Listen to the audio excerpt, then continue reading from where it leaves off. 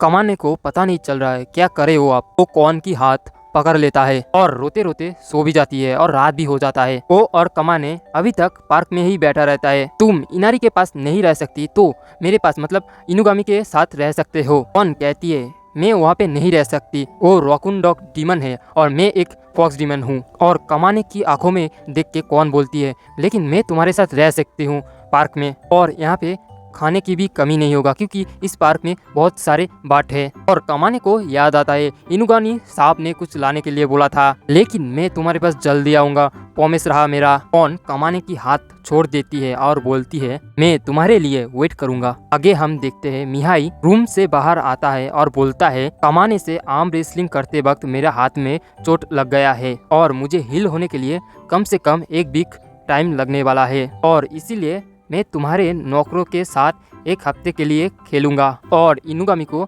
उसकी रूम में बंद कर देता है, वो भी बॉम्ब वाला रूम। और इनुगामी छेड़छाड़ करेगा तो वो वहीं पे ही फट जाएगा। मिहाई सभी को बताता है इनुगामी एक स्पेशल काम के लिए गया है लेकिन तुम लोगों को मैं और एक स्पेशल काम दूंगा जो तुम्हें अच्छे से करना होगा। कि अपने आप को इतना गर्म कर लेता है उसका बॉडी से पसीना बहने लगता है लेकिन उस पसीने से ही वो गायब हो जाता है। सिकी का एक स्पेशल पावर है। मिहाई उन लोगों को उस जगह का डिटेल्स बताता है। टारगेट है ब्लैकबोर्ड इलेक्ट्रॉनिक। यहाँ पे 3 साल पहले 16 एम्प्लॉयज ने सुसाइड कर लिया था और कंपनी कंगाल हो गई थी लेकिन अगले साल ही अचानक से कंपनी का प्रॉफिट बढ़ गया था और तुम्हारा ये मिशन है कि वहाँ पे क्या हो रहा है ये तुम्हें जानना होगा। और टीम बन भी चुका है। कमाने और अकीरा यहाँ पे वेट करेंगे। सिक्की मिहाई का हाईटेक कार यूज करेगा और इस कार की हेल्प से ही मिहाई सब कुछ देखेगा अंदर क्या हो रहा है। अंदर में पहुंचते हुए सिक्की एक लाइट को देखता है कि अंदर में झांकते हुए दिखते हैं सभी लोग लाइन में कुछ कर रहे हैं और सभी लोग कैसे ज़ोंबी की तरह काम कर रहे हैं ना रुके। और तभी एक आदमी रोते हुए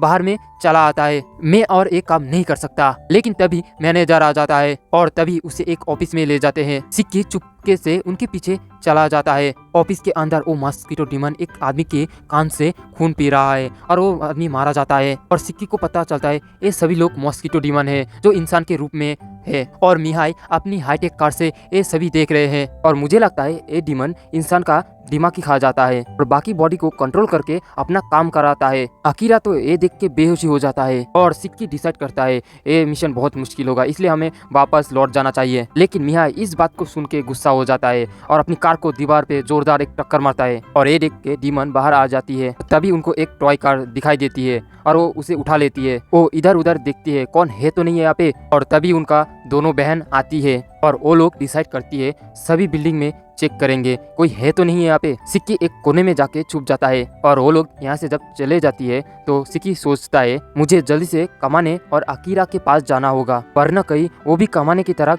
बिना दिमाग वाला न बन जाए। लेकिन तभी अरिका उसे ढूंढ लेता है और सिक्की समझ जाता है ये अब तो मुझे मारने वाला है। और एरिका कहती है मेरे बहन ने मुझे कहा है मुझे किसी को मारना नहीं है लेकिन तुम्हें मैं जिंदा भी नहीं रख सकती। और सिक्की के ऊपर अटैक करने लगती है। तभी मिहाई अपनी कार से उसे इलेक्ट्रिक शॉक देके मार डालती है। मिहाई कहता है क्या कर रहे हो सिक्की, बिल्कुल स्टैचू बन चुके हो तुम। और सिक्की बहुत डर रहा है। मिहाई को पता चलता है वो एक बहुत बड़े ट्रॉमा में चल रहा है और वो अपनी वीकनेस छुपाने के लिए टॉप बनने की एक्टिंग कर रहा है। और सिक्की डरा हुआ होता है और उसे बचपन की याद आता है। सिक्की अपना माँ के साथ था और वो सोच रहा है आखिर वो अपनी माँ से कैसे अलग हुआ। और मुझे हमेशा भूत से अंधेरे से डर लगता था और मुझे कुछ भी याद भी नहीं है, मुझे लगता है मेरे साथ कुछ बुरा हुआ था। मिहाई अकीरा और कमाने को बोलता है जल्दी से सिक्की को बचाओ तुम। और जब वो दोनों अंदर में जाता है तभी दूसरी डीमन सिस्टर उसे रोक देती है और मिहाई सिक्की को डराने लगता है। सिक्की को ऐसा ऐसा बात बताने लगता है सिक्की का दिमाग फट जाता है और वो गुस्से में आके मिहाई की कार तोड़ देता है। सिक्की कहता है बस और नहीं चलेगा और अपनी गायब होने की शक्ति सिक्की बढ़ा लेता है और मच्छर रानी से भागने लगता है दूर। और वो उसे एक स्पेशल एबिलिटी का इस्तेमाल करने के लिए मजबूर कर देता है जिससे वो सब कुछ देख सकता है। सिक्की उसे कंफ्यूज करके अपनी थ्रेड से पूरा एरिया कवर कर देता है और मच्छर रानी को एक स्पेशल थ्रेड से उसे बंदी बना लेता है। और फिर सिक्की छत से कूद के उसका आईसी फोड़ देता है और मच्छर रानी को हराने के बाद सिक्की अपने आप को प्राउडफुल महसूस करता है। और सिक्की को याद आता है जब उसे इनुगामी ने उसके पेरेंट के बारे में बताया था। इनुगामी पूछता है क्या तुम तुम्हारे पेरेंट के बारे में जानना चाहते हो सिक्की, लेकिन सिक्की उसे मना कर देता है मैं अपनी न्यू लाइफ में बहुत खुश हूँ और मुझे पास्ट के बारे में नहीं जानने का। और सिक्की को लग रहा है इस बारे में इनुगामी से बात करना पड़ेगा। और तभी कमाने और अकीरा आ जाता है उस डिमन को लेके, और कमाने उस मच्छर डिमन को घसीटता हुआ ले आ रहा है और सिकी अपना थ्रेड से उसे बांध देता है। कमाने कहता है हमें तो अब लड़ना ही चाहिए। सिकी हाँ में हाँ भी मिला देता है, लेकिन हम लोग यहाँ से चले गए तो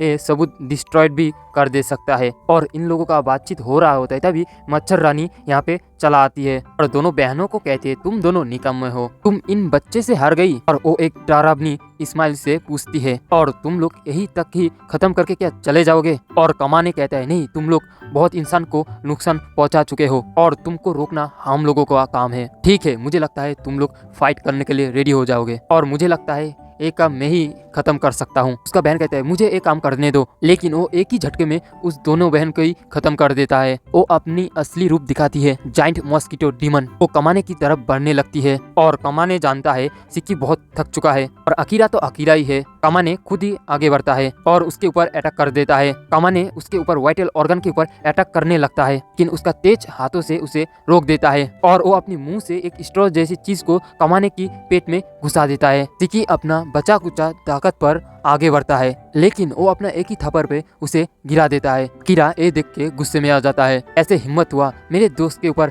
अटैक करने की। वो अपना अटैक यूज करता है, लेकिन उसके ऊपर एक बेअसर है, से भी एक लात मार के बेहोश कर देता है। कमाने उसका दोस्त का ऐसा हालत देख के वो मजबूर हो जाता है और उसे याद आता है वो कितना मजबूत होना चाहता है। अपनी पूरी ताकत से उसका ऊपर हमला करता है, लेकिन कुछ भी असर नहीं होता और उसका हड्डियां भी टूट जाती है। तो फिर मिहाई कहता है अपनी डीमन पावर की यूज करो, तो इसलिए तुम आर्म रेसलिंग में भी हार गए थे और तुम इस मत्सर से भी नहीं जीत पाओगे और तुम अपना दोस्तों को बचाना चाहते हो तो अपना डीमन पावर को यूज करो और टाइम नहीं है, जल्दी करो। और कमाने एक पल के लिए सोचता है वो क्या करे आप, नहीं मुझे अपने दोस्तों को बचाना ही होगा, मच्छर का हाथ तोड़ना ही होगा। वो चिल्लाते हुए ट्रांसफर हो जाता है दी सुपर साउंड मूड में। एक झटके में उसका दोनों हाथ ही तोड़ देता है। वो दर्द में चिल्लाते हुए पीछे गिर जाती है। कमाने उसे मारने के लिए आगे बढ़ता है और तभी इनुगामी कमरे में चले आते हैं और उसे रोकता है। इनुगामी कहता है कमाने तुम बहुत अच्छे काम किया है और अब वापस आ जाओ, बाकी काम इनारी संभाल लेगी। और तभी वहाँ पे एक नया बंदा एंट्री लेता है और वो एक फॉक्स डिमन है, उसका नाम है नोबीबुरु है। लगता है इनारी का नया चमचा है कौन की जगह पर। और वो बिना टाइम वेस्ट किए उस मच्छर के पास जाता है और उसके शरीर में कुछ फायर स्टिक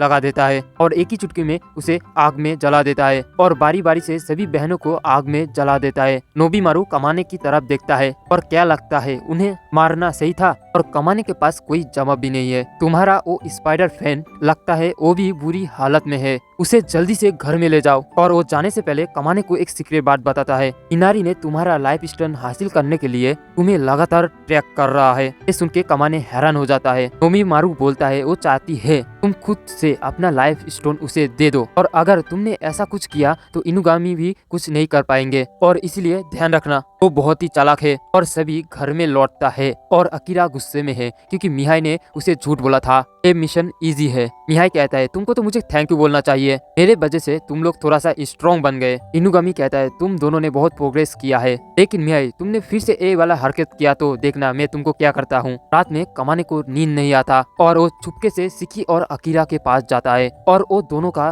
दिल का धड़कन चेक करता है। और अगली सुबह कमाने को लगता है वो कुछ भूल रहा है, तभी उसे कौन की याद आ जाती है, मुझे जल्दी से कौन के पास जाना होगा। वो भागते हुए जल्दी से पार्क के पास चला आता है और वो कौन को आवाज देने लगता है और कौन पेड़ से गिर जाती है। इतना देर क्यों कर दिया तुम, तुम्हारा वेट कर रहा हूँ कितना देर से। वो बोलती है तुम्हारे लिए मैं मछली पकड़ा हूँ, लेकिन वो अब खराब हो चुकी है क्योंकि तुम टाइम पे नहीं आए हो मेरे पास। और कमाने उसे कंफर्ट करने की कोशिश करता है और ये सब देख के नोबीमारू कहता है कमाने तुमको तो ध्यान रखने के लिए बोला था ना और तुम भूल गए। और उधर सिकी इनुगामी के पास जाता है, अब मैं मेरा पैंट के बारे में जानना चाहता हूँ। और ये सुन के इनुगामी सबके साथ एक कार में एक गांव में जाता है। इनुगामी कहता है तुम्हारा गांव आने ही वाला है उसका अंकल अकियो से मिलने। सिक्की बताता है उसका माँ से अलग होने से पहले यहाँ पे ही रहता था और वो अपने अंकल के साथ टोक्यो में चला गया। गांव में पहुंचते ही इनुगामी कमरा बुकिंग कर देता है सबके लिए। बच्चे गांव की दुकान में जाते हैं। कमाने की नजर एक पुरानी सी किताब में जाता है, इसमें लोकल स्टोरी लिखी हुई है। इसे बड़ा इंटरेस्टिंग लगता है कि बताता है इनकी इंडिया का फेमस स्टोरी है। वे लोग मिलके एक कहानी पढ़ता है। किताब में एक कहानी है ये नाम की एक लड़के की, जिन काम से घर आते हुए उसने देखा एक बड़ी सी स्पाइडर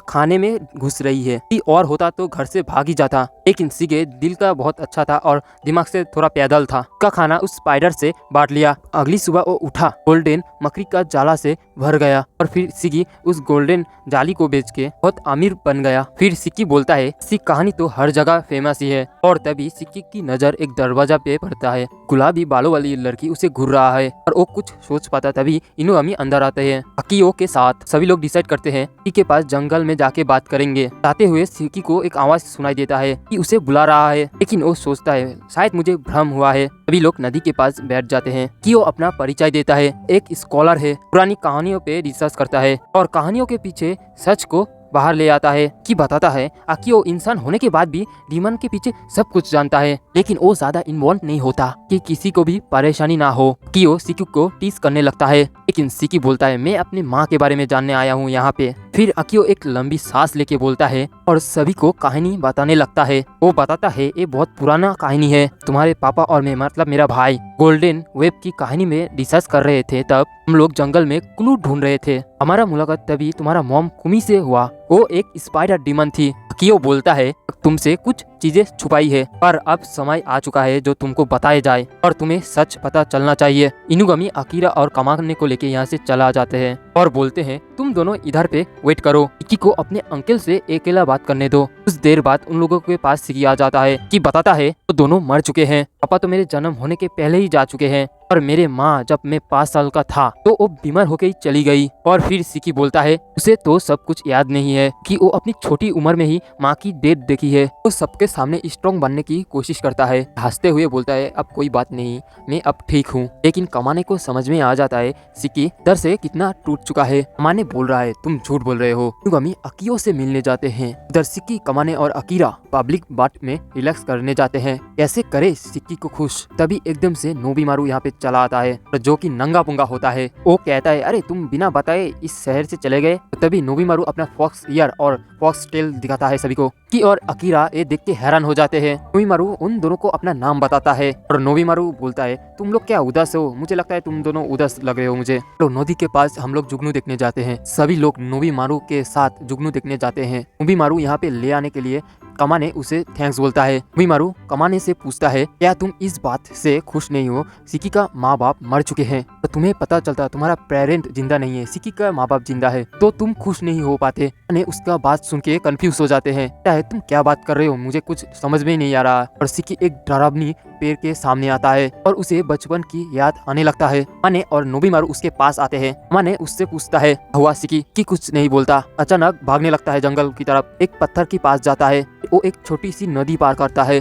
और भागते हुए सिक्की अपना बचपन की याद करता है और वो सोचता है अपनी माँ के साथ इस जंगल में कैसे रहता था और उसका माँ कभी कभी उसके अंकल के साथ मिलने जाता था काम के लिए, कि हमेशा उनके लिए वेट करता था, लेकिन वो एक दिन वापस ही नहीं आई। सिक्की को फिक्र होने लगा, वो अपनी माँ को ढूंढने के लिए निकल गया। और सिक्की को याद आता है इस जंगल में एक छोटा सा घर है और वो अंदर का नजारा देख के वो शॉक हो गया था। मॉम एक टेबल से बंधी हुई थी और एक खूंखार मॉन्स्टर उनके ऊपर था और सिक्की ये देख के चीखने लगता है और वो बेहोश हो गया था। और वो जब उठा था तो वो अपने अंकल के घर में था और उसका अंकल बताता है उसका मॉम काम पे जब था ना वो बीमार हो गई थी और उनको कुछ दिनों के लिए अकेला रहना होगा। और सिक्की सालों से अपने अंकल के साथ ही रहा बिना उनके काम के बारे में पूछे। ये डर था कि ऐसा सच्चाई ना पता चले उसे, इससे उसको और भी कोई तकलीफ ना हो। और सिक्की उसी बिल्डिंग में ही पहुंच गया है और कमाने भी उसका पीछा करके उसके पास पहुंच गया है। और नोबीमारू देख के कहता है ये तो आर्टिफिशियल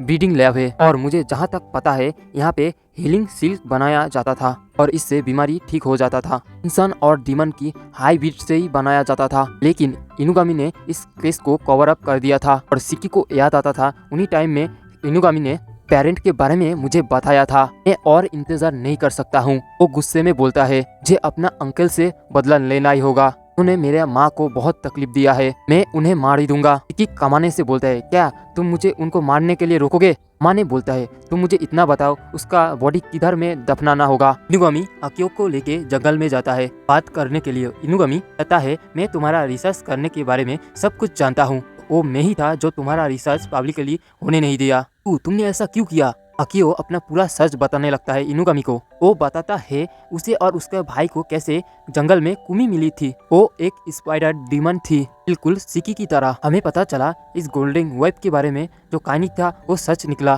कियो के आवाज में लालच सब झलक रहा था। भाई उसको प्यार करने लगा था कि मुझे वो पावर चाहिए थी, गोल्डन वेब की पावर। लेकिन मेरा भाई एक दिन एक्सीडेंट में मारा गया। फ्रेंड लोग, आप इसका पहला पार्ट देखना चाहते हो तो मैं वीडियो अपलोड कर चुका हूँ, ठीक है। और आप इसका दूसरा पार्ट देखना चाहते हो तो चैनल को सब्सक्राइब कर लीजिएगा। और इस एनिमेट का तीसरा पार्ट देखना चाहते हो तो सब्सक्राइब कर लीजिएगा, क्योंकि सब्सक्राइब करेंगे तो आपका नोटिफिकेशन मिल जाएगा जब मैं वीडियो अपलोड करूंगा। और फ्रेंड्स, आपका सिर्फ मुझे सपोर्ट चाहिए, तो मुझे भर भर के सपोर्ट कर देना कि वीडियो बनाने के लिए भाई बहुत मेहनत लगता है, तो भाई इतना आप कर दीजिएगा। और इस वीडियो को वॉच करने के लिए मैं सभी को धन्यवाद बोलता हूँ।